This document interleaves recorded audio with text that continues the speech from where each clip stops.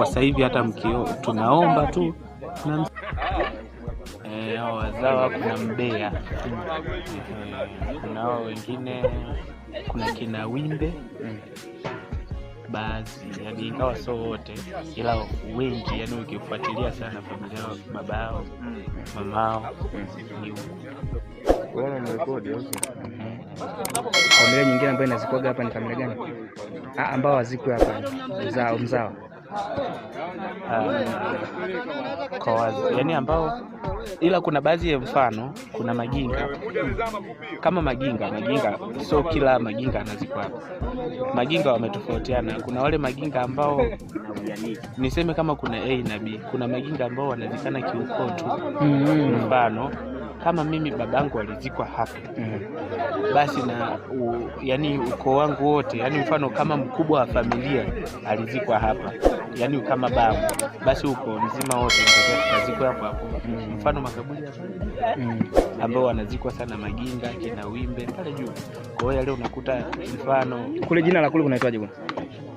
Hapa wanaitaga, achana na hapa. Kuna Mapusungu, Mlambo Mapusungu huko, kuna makaburi pale kati, yani anazikwa kifamilia huko kama Image Sekondari.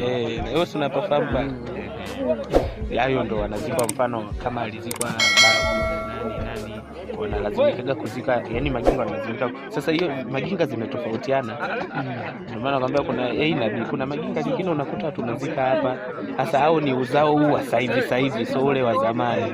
Mfano sasa hivi akafa mzee ana miaka mfano 68 70, kwa Maginga kabisa wale hawezi kukubali anazikwa.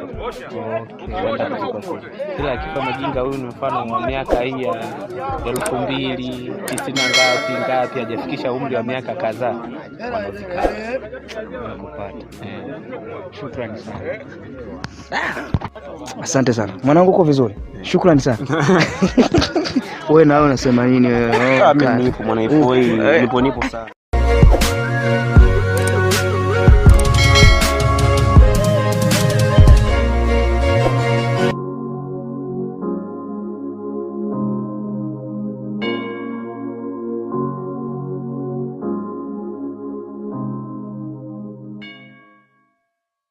Endelea kusubscribe Kuzimu TV kwa nasaa mbalimbali. Hii ni Kuzimu TV. Wema na uovu ni akiba.